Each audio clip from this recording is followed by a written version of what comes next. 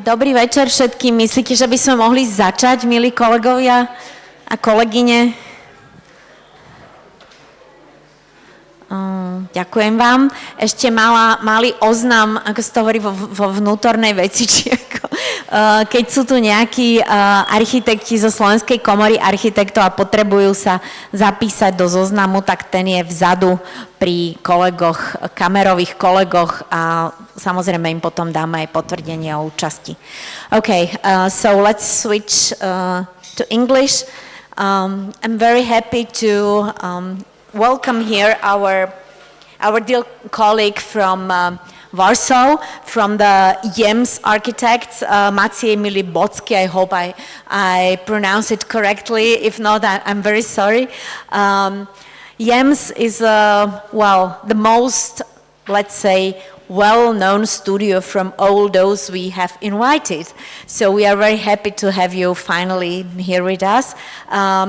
I will mention only a few of the works, like I'm quite sure that Maciej will introduce all of them, but I was quite impressed by the average of the typology you have done, and also by the fact that these are not only like splendid works of architecture, but you also like your office deals very much with the public space, and this is really something we should learn from you, and we are very, very curious what you will say about this and about your experiences.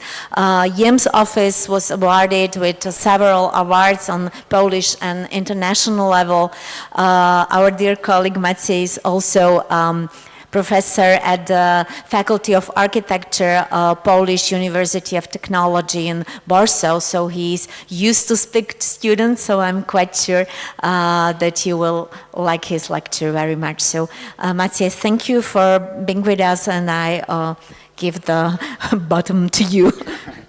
Thank you very much for invitation. I'm not a lecturer, I'm rather a studio tutor, so maybe I'm not the best lecturer, but I'll try my best. So thanks for invitation, and I would like to show you some examples of our work and some ways we are thinking about architecture. At the very beginning, I would like to say a few words about the beginnings of our company. Don't worry, it won't be a historical lecture, but I think the beginnings are important from today's point of view, how we worked, and it has an influence on our work these days. We were children of transformation, let's say. Our studio was founded at the year of political transformation at the end of 1980s. And that was a time that during the collapsing of communist regime, some architects were trying to find their own way in architecture by establishing their own practices. And my two older partners, you can see these two at the photographs with this very funny coiffure and mustache, were tried to establish one of the first private studios. That wasn't 100% private studio, it was something like a cooperative, where there were 2 or 3 very small offices, but they were rather independent in their design decision. And since that time, of course, many things were changed, and the tools we were used were changed, our habits were changed. The one on the left side used to smoke something like 60 cigarettes per day. Now he's not smoking at all. And of course, that times we were 15, now we are something like 70 architects working together. But what is important, that this cooperative way of thinking and collaborating, it's still existing in our work, and we are something more like a workshop where the architects from different generations are working together, and between 70 people, 70 architects working for our studio. There are 10 partners architects, so the ownerships there are many owners, and also independent architects are also working with us. And so we are nothing like a corporate structure. We are not a corporate office. And I think this is the remaining of this first days and the idea of cooperative. I don't know if perhaps this is. I like these two photographs because it shows the situation when we started. This is the center of Warsaw in 1970s, but it looks like that up to the 90s. And the photographs at the bottom is exactly the same place. Now, in 2000s, you may find this rectangular blocks between high-rise building and developers' style apartments. And of course, the density of this of our city growth,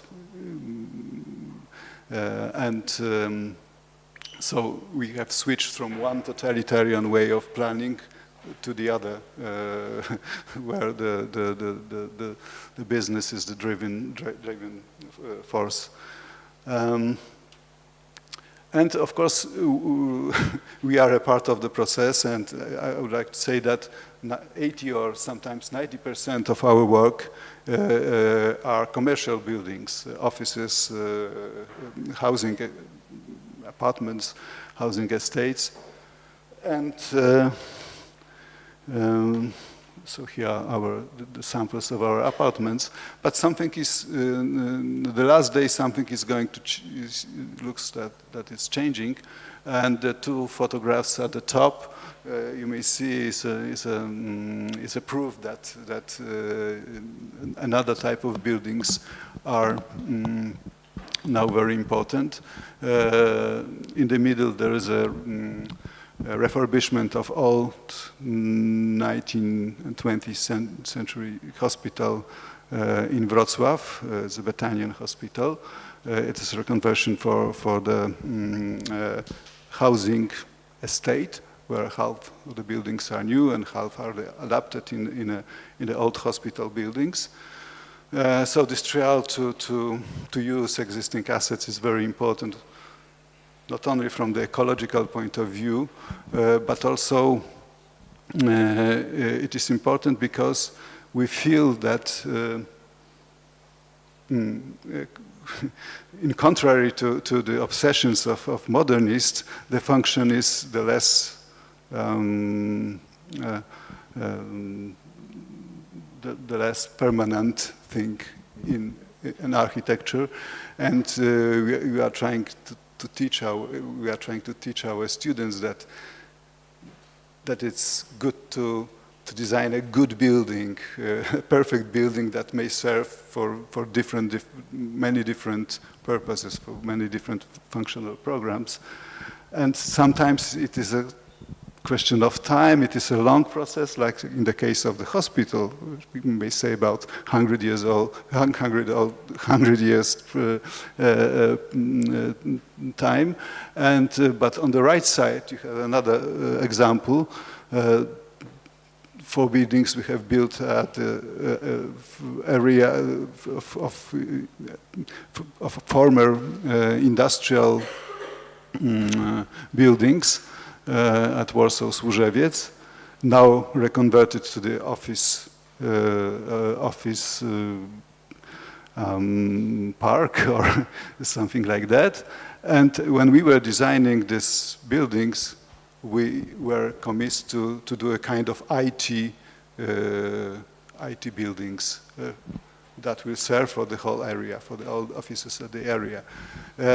During design works, we had to change it into the offices, and we have obtained a building permit, and during the construction work, we have changed it into the hotel without changing the major elements of the structure.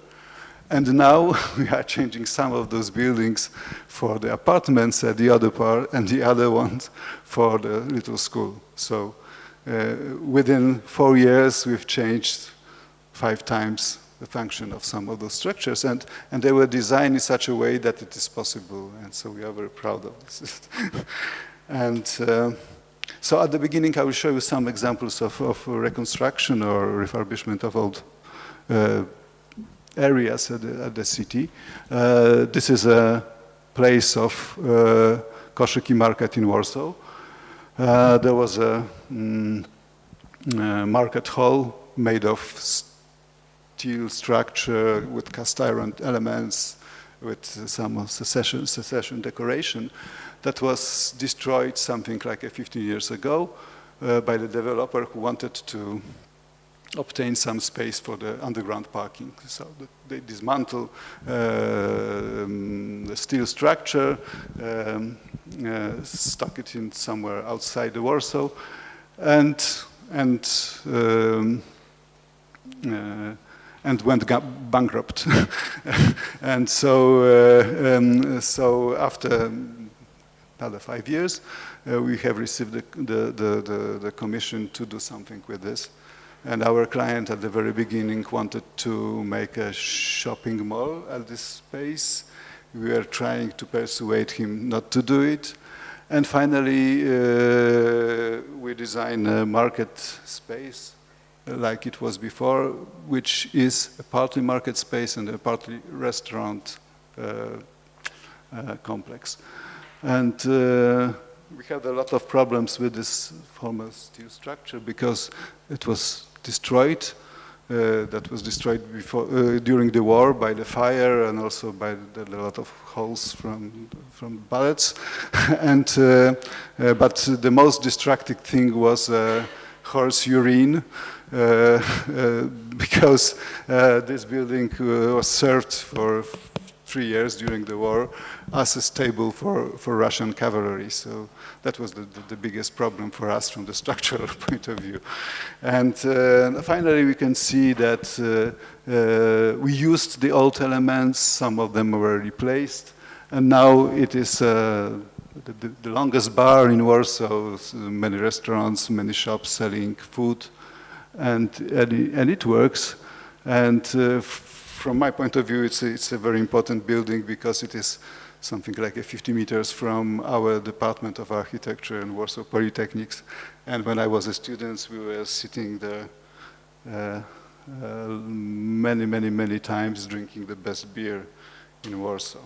So talking about beers is another example of reconversion of the destroyed post-industrial areas in Warsaw.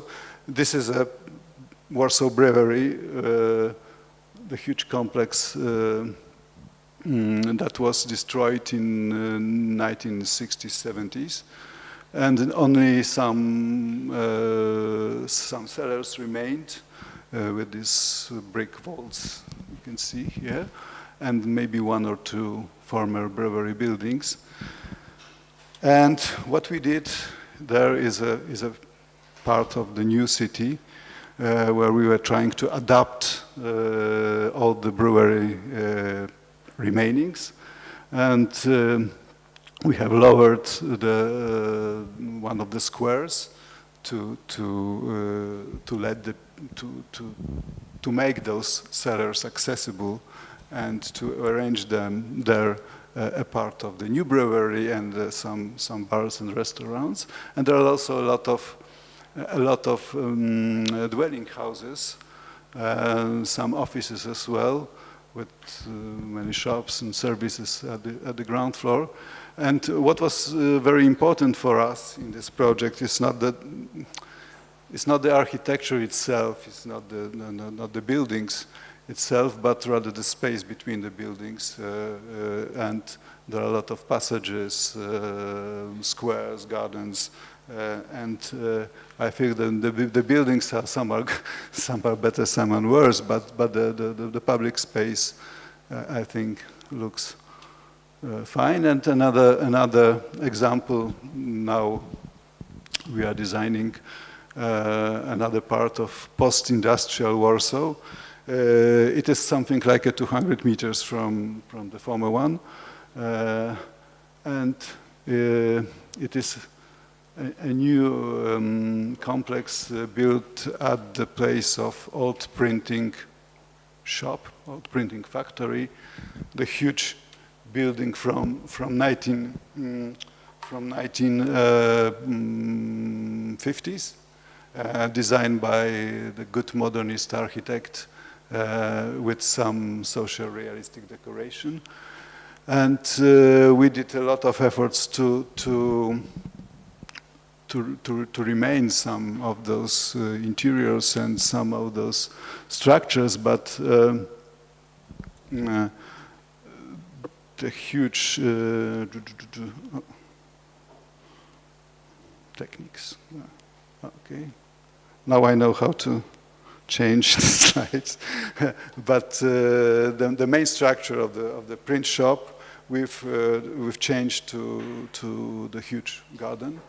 And so the new offices, new dwelling houses are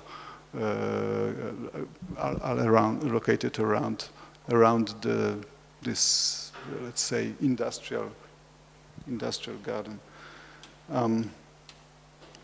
And this is a little bit similar situation because we have a iconic building from 1960s in Katowice, and also in a post-industrial area. This is an International Congress Center in Katowice. Here you can see this building, which is serve as a sport arena or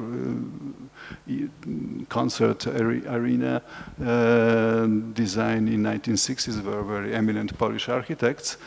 And all this brownfield you can see at the below, that was a situation from 1990s. And this place was reconverted into the new cultural center of Katowice. So in the biggest coal mine now there is a Schlesian museum, and there is also a building for the symphonic orchestra. The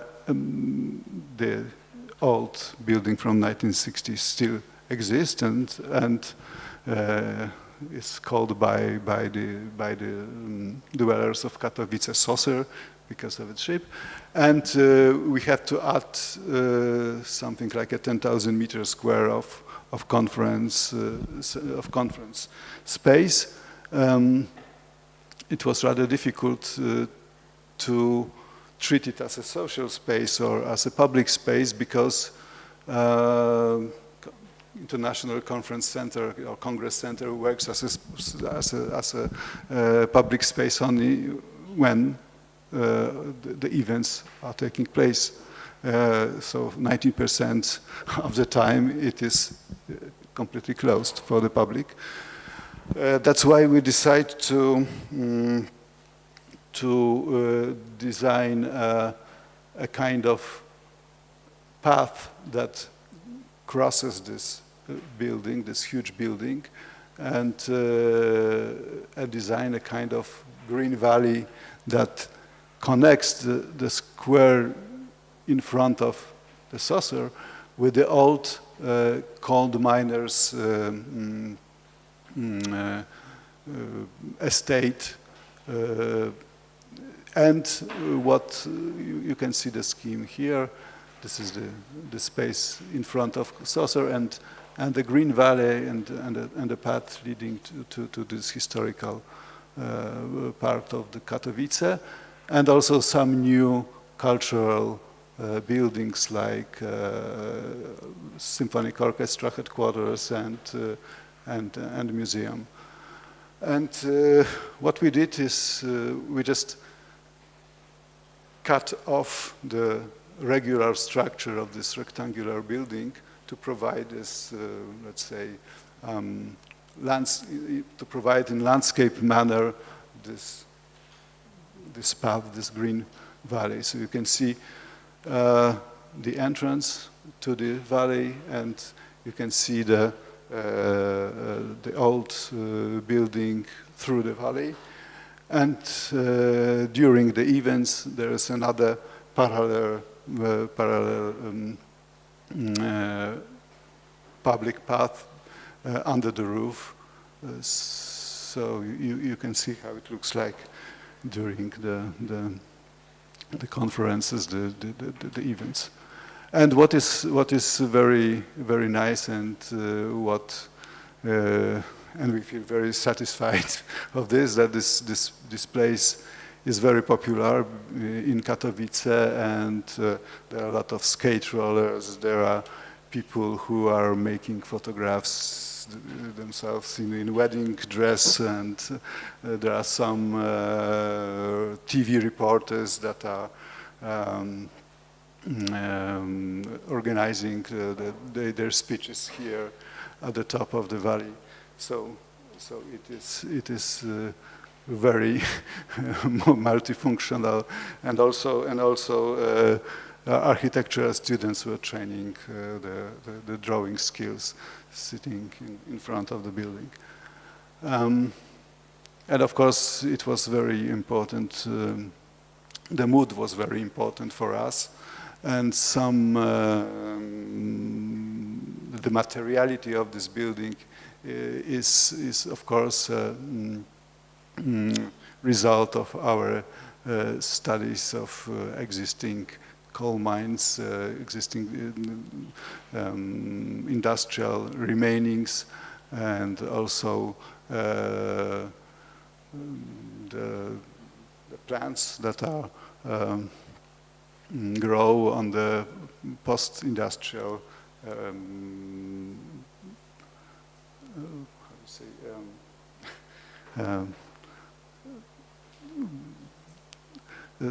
spaces where there are, of course, very, very polluted, but it's still very inspiring place. And I would like to say that some ideas we are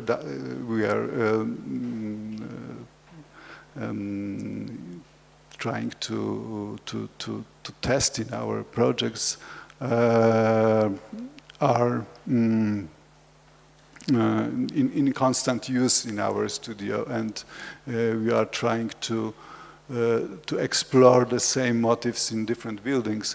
This is this International Congress Center in Katowice, and this is, for example, Academy of Fine Arts in Warsaw, the pavilion of Academy of Fine Arts, and the competition design for the Museum of History of Poland, where this motif of the places cut off from the rigid structure, building structure, is explored.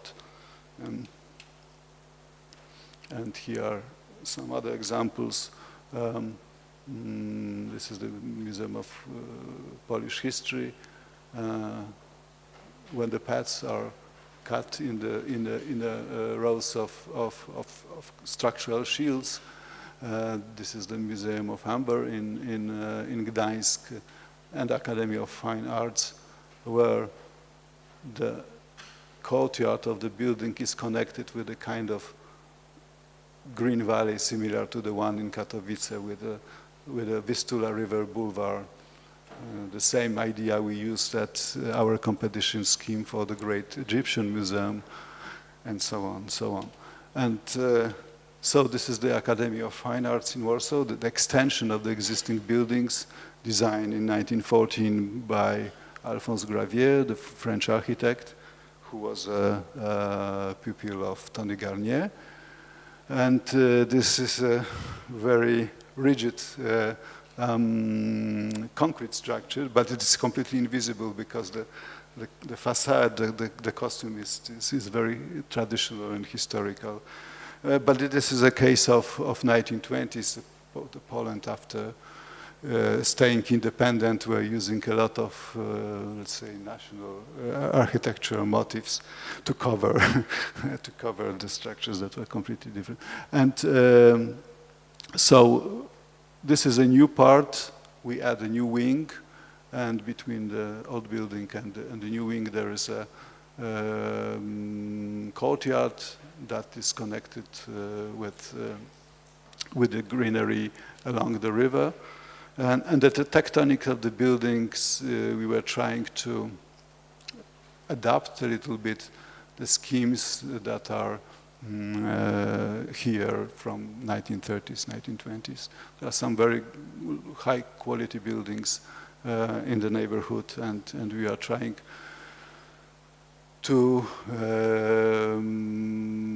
continue the way of thinking. However, we were also wanted to show that this is a different building. That this is the art school. So there are big display windows, and the big windows to the lobby of aula. What is interesting that in the Academy of Fine Arts in 1916, the professor was Oskar Hansen, who was one of the most famous Polish architectural thinkers and theoreticians. And he has idea to design open form, open and continuous systems of urban development. His idea was to create a kind of linear cities from Tatra Mountains to the Baltic Sea. That's a bit crazy idea. However, he wanted also to design a kind of open school, open art school in Warsaw that will be connected with the city, with the Vistula River boulevards, and he was not succeed because all the professors were preferring to work in their own studios with their own students in the closed rooms, so on, so on. So Hansen's failed, and he wanted to continue his idea and design a space that will be open, that will be through this external courtyard connected to the greenery at the riverside, and we were faced too, because for the same reason. And of course, this courtyard sometimes serves as a kind of exhibition space, as a semi-public space, but and the most of the art studios, of the sculpture studios are closed. So at the very beginning, we did design that allows all the ground floor of the school to be one open area, and at the end, it is divided by the sliding partition walls into the separate studios, and even during the annual exhibition, it is rather closed. And this is the building I would like to. I think if many of us are almost sure that this is the best building we ever designed, and we have designed it 25 years ago. This is the headquarters of multimedia group Agora, the publisher of the first independent daily newspaper, and also owner of the TV programs, radio stations, internet projects, things like that. And that was a competition we won in 1998, if I remember. And what was very interesting for us that the client was very conscious. The program of the competition and the requirements were very clearly described. So it was a great pleasure for us to design these buildings for the people who wanted to create a kind of open space with a lot of places for discussions, formal, informal, and adaptable to the different situations. The space that is open to greenery, to the natural light. They refuse to use any typical office elements like suspending ceilings, like steel or aluminum and glass facades, things like that. So the collaborations with the client was very fruitful, and there were real full-blood people, very easy to discuss. Here are their beginnings. This is the editorial board discussing at the children's playground in the children's garden, where there was their first place where they walk. And now they are at the stock market. They are completely corporate company, and it's very difficult to discuss anything about with them. So the times were changing.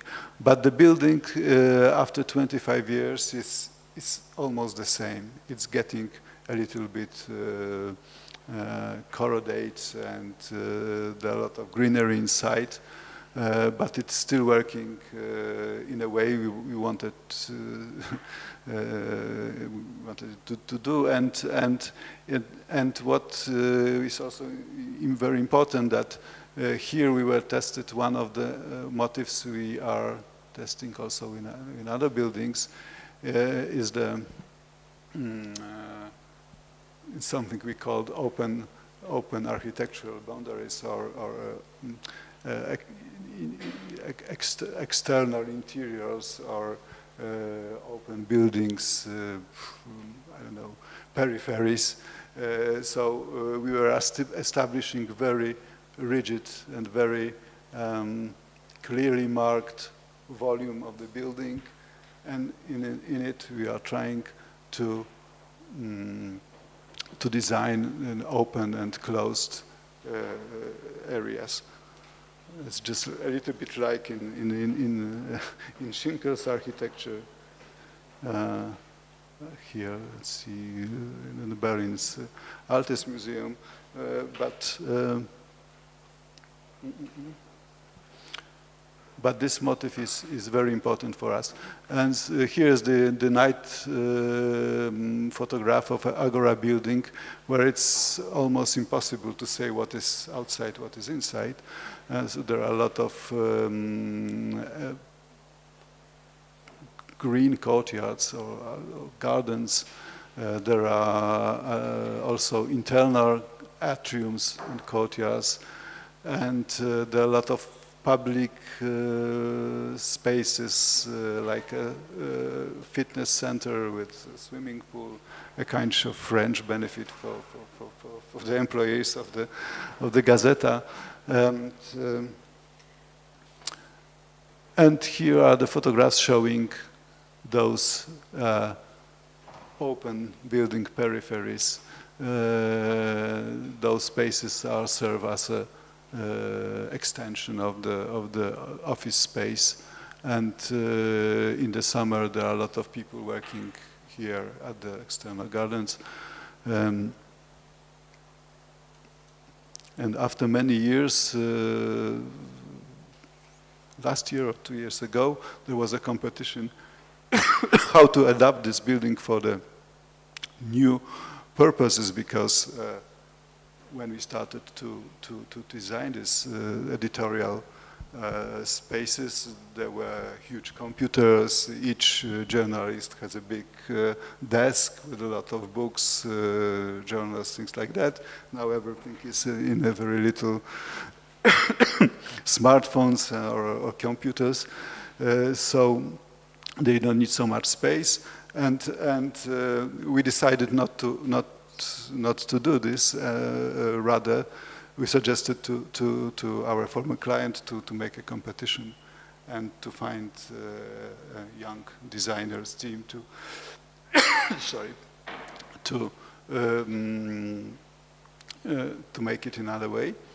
And we were very happy that practically everything is like it was.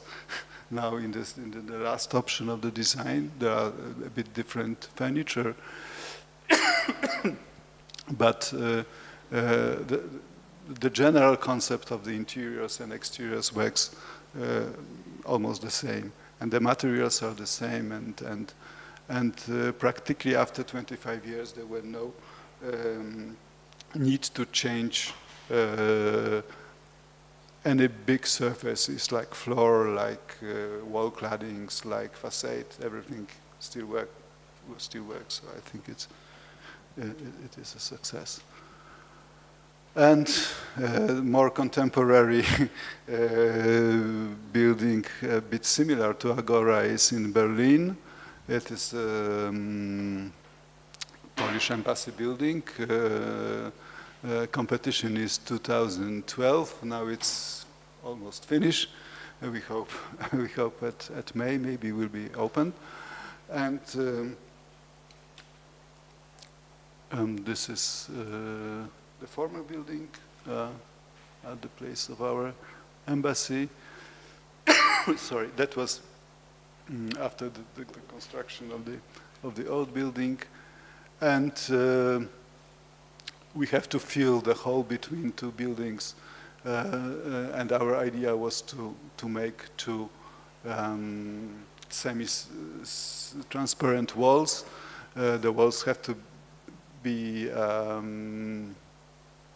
have to follow the regulations, very strict regulations of Berlin Senate, the urban department of Berlin Senate, and to fill the space between those two walls with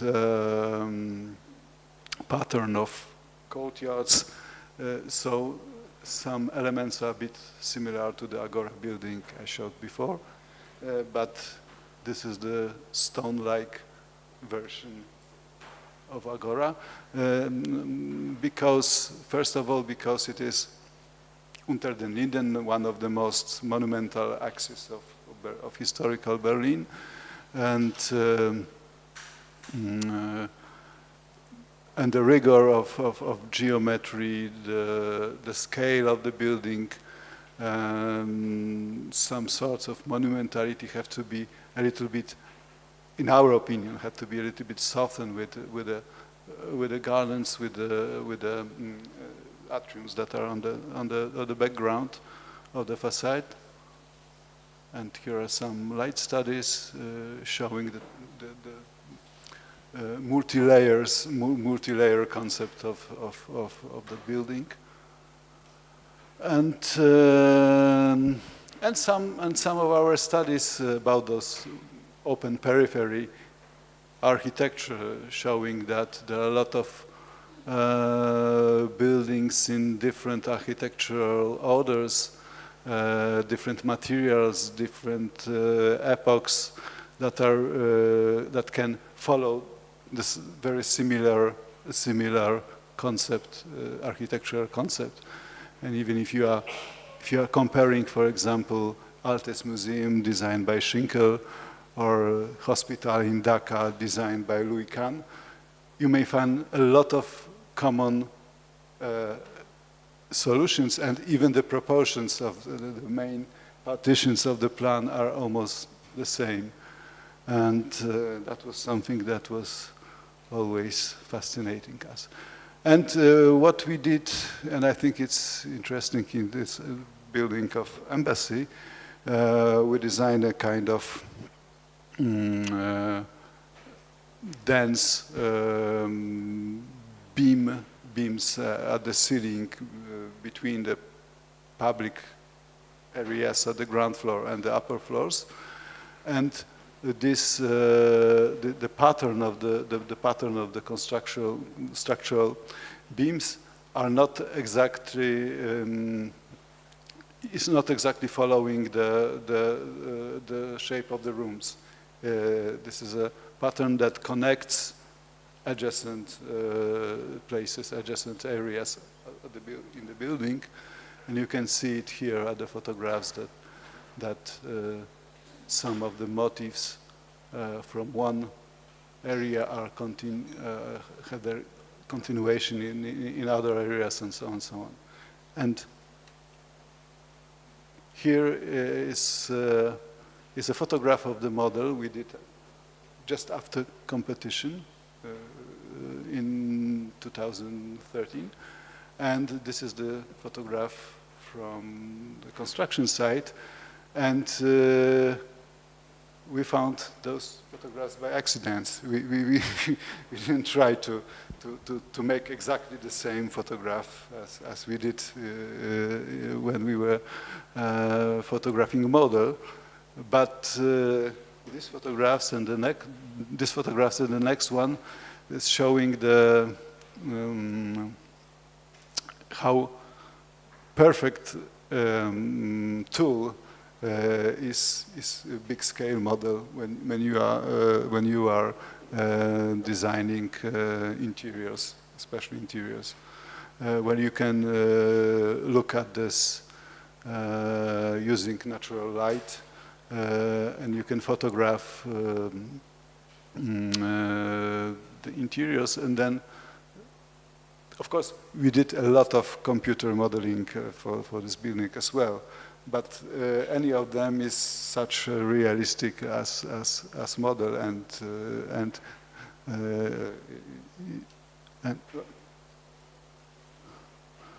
so it is a good.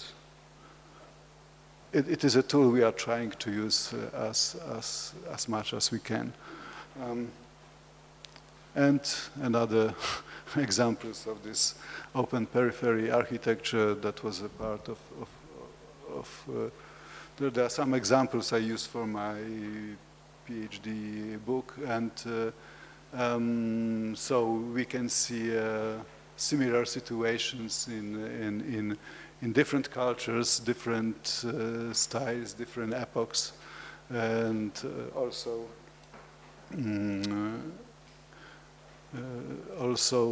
in historical paintings, the movies, and here there are also some examples of designs of our students. And one of the two last buildings I want to show you is the Raczyński Library in Poznań. This is a very important cultural building in Poland, built by Raczyński in 19th century, where the Poznań was a part of German Empire. So that was a Polish cultural house, Polish cultural institution, and it is a very elegant, smart building with this double columns facade. The columns are made of cast iron, and the idea is a bit similar to the southern facade of Louvre. And but what was the most important thing for us is how the historical building worked. It was very important to show that the only monumental and public spaces were at the first floor, the kind of piano nobile.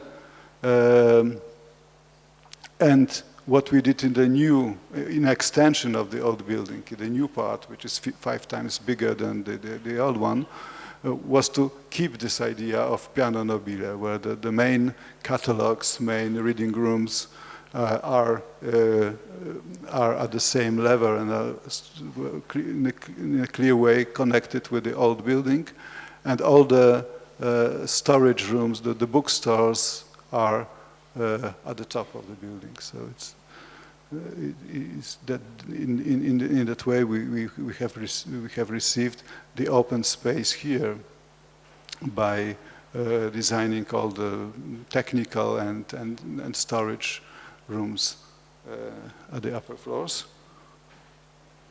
And here's the result. You can see the catalogs, and you can see the old part of the building through the main hall and space with catalogs, and also a reading room which is along the street. It is double height. Here is a box of the book storages. And what is interesting here, you can see the National Museum in Poznań, but you can see also the tower of the castle in Poznań. And what is interesting, that this castle of Poznań is 5 years younger than our library. It's a so-called Polish School of Conservation of Historical Monuments. That means that that the old buildings are reconstructed. And what is interesting, that this tower is reconstructed at the base of the very sketchy vision of old building known from the coin from 15th century. And some details of the facade showing different textures and the play of light. And in the same town in Poznań, I want to show you one of our last dwelling houses. This is a dwelling estate along Wilson's Gardens, and here we were trying to connect this building with the old park trees, and so the expression of forms is a little bit inspired by organic forms of trees, but not only. And here you can see another type of open peripheries of the building. That's it. At the very end, I would like to invite all of you to Berlin,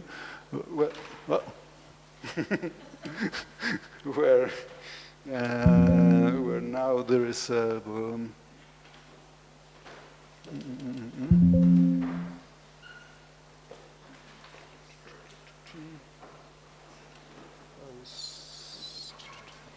where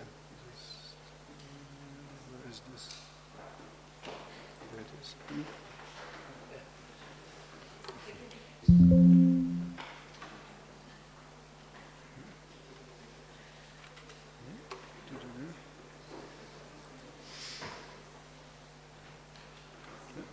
So we can go. Okay, the last slide. Turn to the last slide. Oh yes, you can use this. Good. Okay, so if you have the opportunity to visit Berlin, you may find the construction works on Polish Embassy at Unter den Linden, but also you can visit architectural gallery where there is our exhibition. The title of the exhibition is Layers. It is about different meaning of the word layers, the layers in a physical sense as a different plans, different like open peripheries, like I told before. It is also about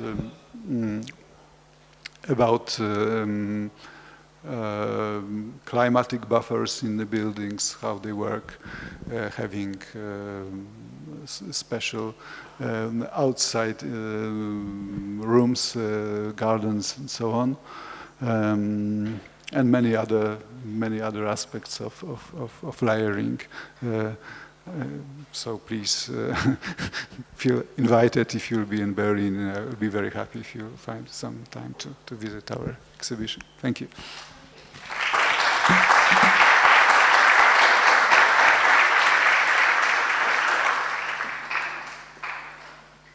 Thank you. This was really extremely exciting.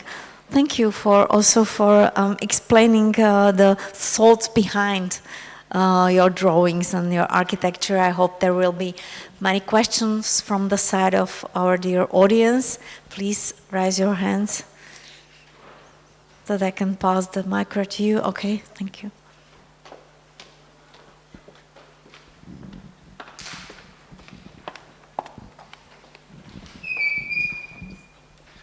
Thank you for presentation.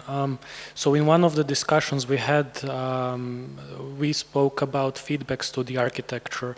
And so I wanted to ask, since you're a studio with long experience, how do you address, you know, some feedbacks of the buildings, or do you like get some feedbacks, and how do you reflect those feedbacks on your work now or future works?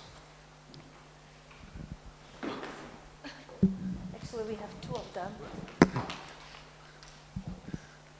Okay, so the background and at the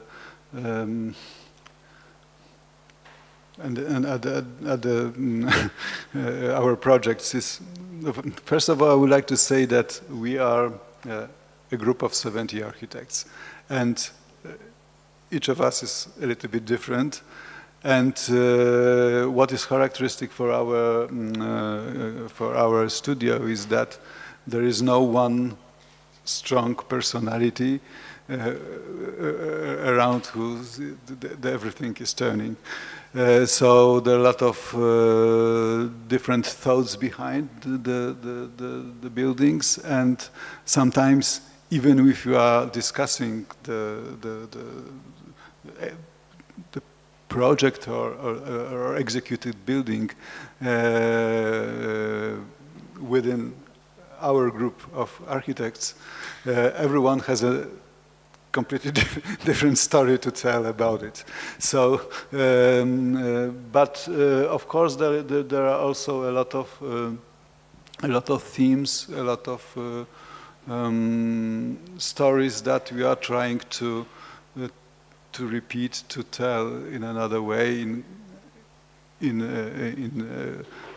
the next buildings we design. So yeah.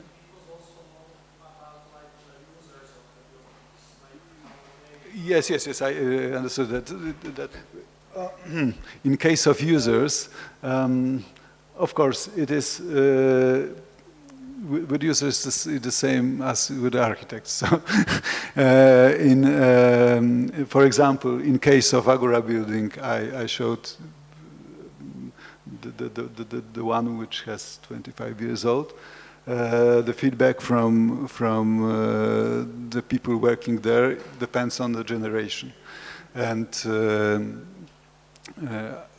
at the very beginning, the people who founded the company, and they are older than me, they were very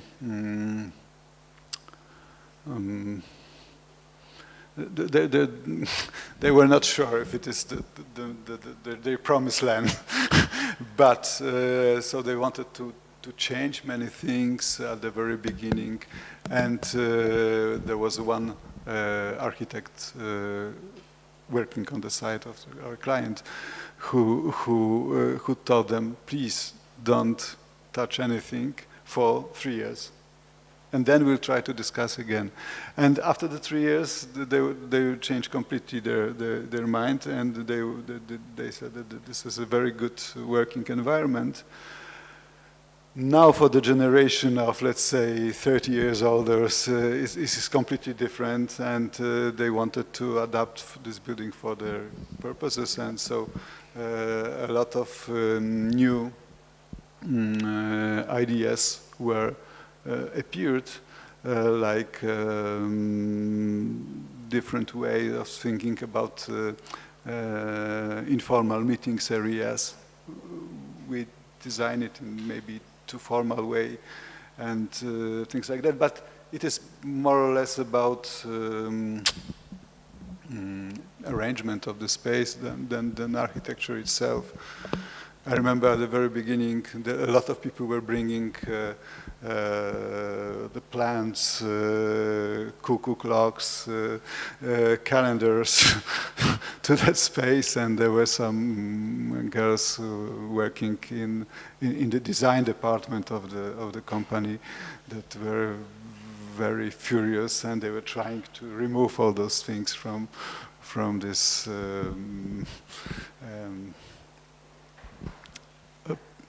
clean, from the point of view, space. But we told them, please stop, don't do it. It enriches the place where and now it is a conglomerate of very different ideas. The same is with conference center in Katowice, where there's a completely different perspective of skate roller using those green fields and the people who are trying to organize commercial conferences and shows, and so have completely different feedback from different sides. But it's architecture. It's about people, and of course it's about different people and different situations. I mean, this is quite a big advantage of your architecture, that this is a kind of, you build actually a kind of frame, so everybody can use it as they want, and perhaps even bringing flowers and cuckoo clocks are not that bad in that kind of environment. Questions? I will run with the mic right to you. Okay, I try.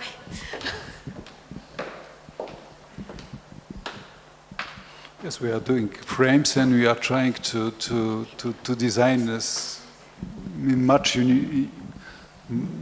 universal way as we can. So. Good evening. Thank you very much for showing all that extremely important work. And you started your lecture by saying that you were kind of the children of the 80s transformation of Poland. And the 80s in Poland were very different than the 80s in Slovakia. And I'm very curious, just like to hear if, like, how did you perceive back then the influence of the postmodern coming from the Western countries, and like, do you think it had any influence on your later work? Can you relate to the ideas of that? Yes. The postmodernism in Poland is a very specific epoch. And what was fun that 2 years ago there was a conference about Polish postmodernism, and some of the architects that were working in that period in 80s, late 80s, early 90s in Poland were interviewed if they feel if they are still engaged in some ideas that were formulated at that time. And what was funny, that any one of them was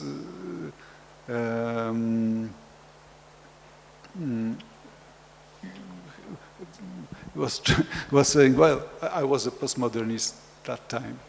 Everybody saying, no, we are not a postmodernist. We are our architecture is a little bit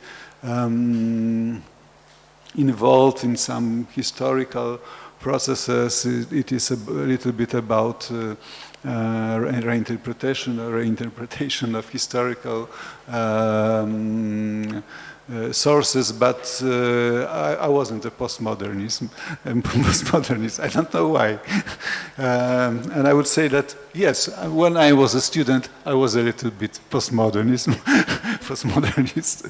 And I think I did one postmodern design. That was my graduation work at the church. and at the outskirts of Warsaw. But I think it was a completely different type of postmodernism that it was in Western Europe. It has nothing to do with, I don't know, Aldo Rossi, Graves, or figures like that. We were much more involved in construction process, in craft, and that was rather neo-historical. That was more neo-historical than postmodern, and I think it is also because of the situation at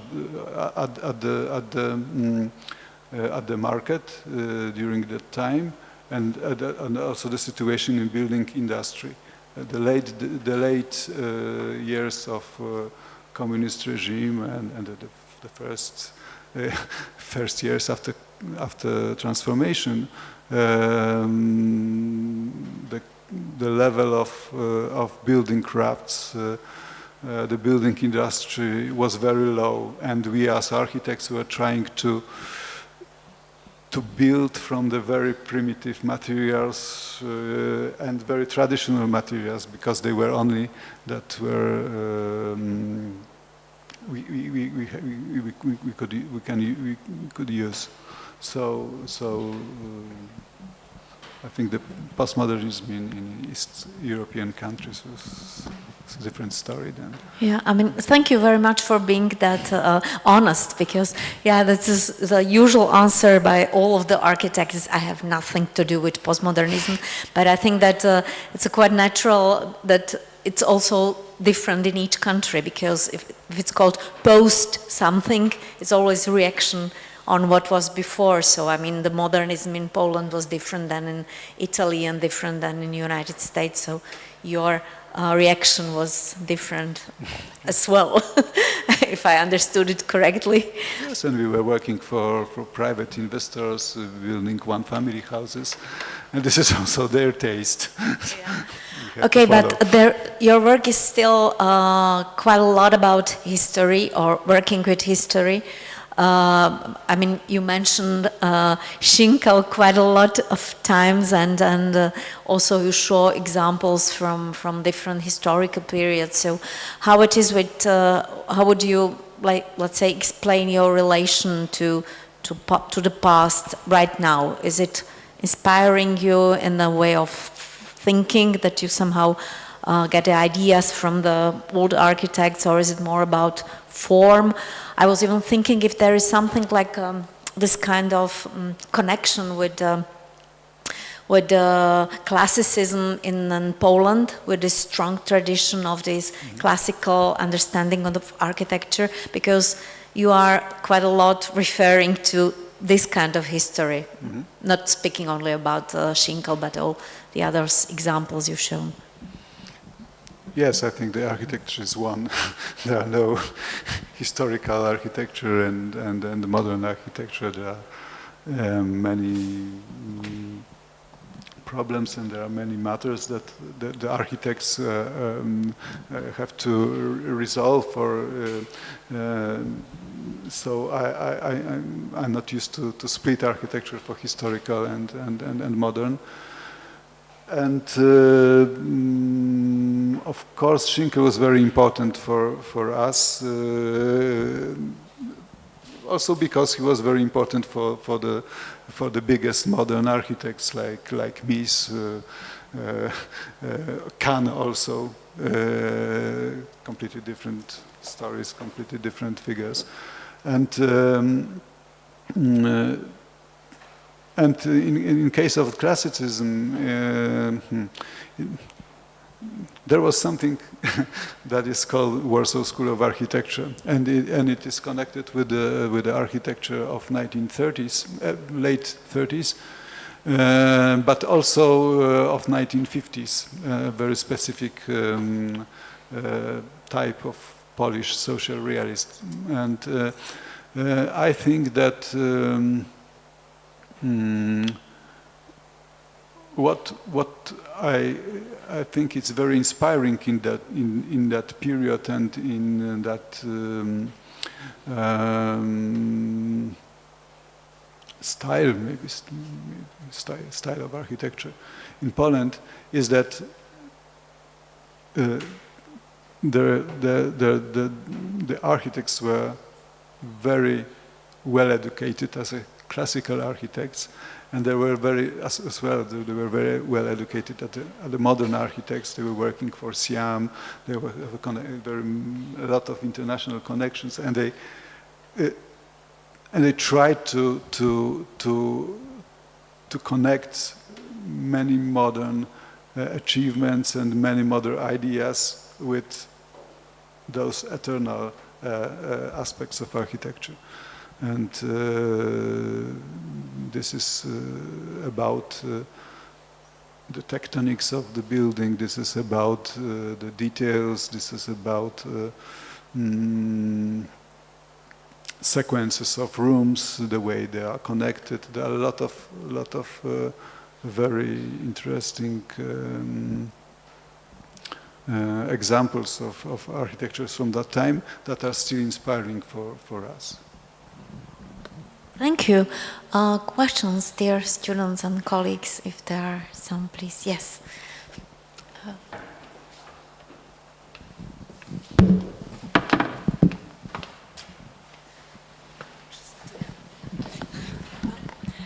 Thank you very much for your lecture. In one slide you showed us some references of yours when you were mentioning the open periphery architecture.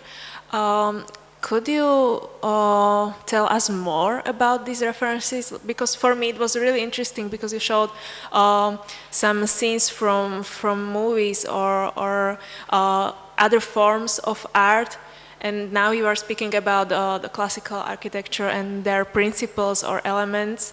So is it for you, those references, are they for the elements and principles, or are they for the mood or emotions from them? Everything. Yes, I think the open periphery is a subject I've studied for some time, and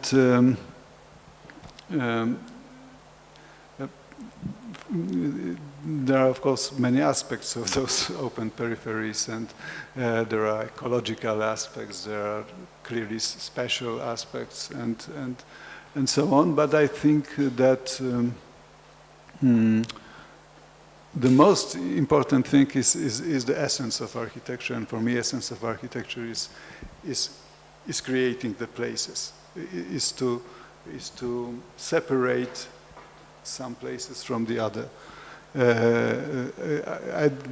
I'm not a fan of modern theories about blurring the borders between external and internal spaces. The architecture is about borders, but you can create also an open borders, and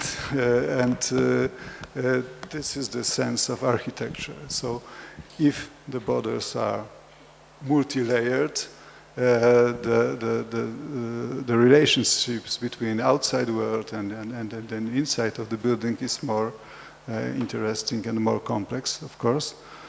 And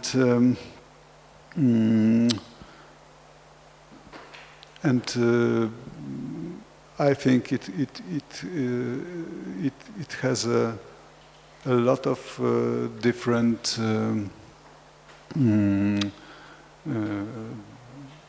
ways of understanding in the different cultures, but the results are pretty the same. The different way of understanding of external, internal spaces are in Japanese architecture. The difference are in Louis Kahn buildings in India or Bangladesh, and of course Schinker's was a completely different story. But it's still about the gradation between the outside and the inside world. And I think it's fascinating. Thank you. And architecture is a play, as Hans van der Laan said, architecture is a play of solids and voids. I was wondering how it came that architect with such a huge studio did PhD work or thesis, and why, and I don't where? know. I was asked by my school to do it. Great. And it took some time. And it was about open peripheries. And it was more like philosophical work, like Yes. analytical or historical, or Yes. everything. Everything, yes. Okay, so congratulations, because not many of our practicing architects are, even if we invite them to do this, they're very rarely finish the work, so really, congrats. It took some time, like 10 years for me to start this work. Was it published? No, not yet. Oh, not yet. Not yet, because our school is trying to persuade me to do it. But for me, it is, of course, a lot of work to do. First of all, I have to cut the half of the text, and then to make another redaction. Again, thanks a lot for the honest answer, because I mean, school is giving pressure on all of us, so you'll see. Even the famous architects feel that. Okay, some more questions perhaps? If not, so I would like to thank you once again very much. It was really great pleasure having you here, and good luck for your next work. Thank you. A pleasure for me. Thank you very much.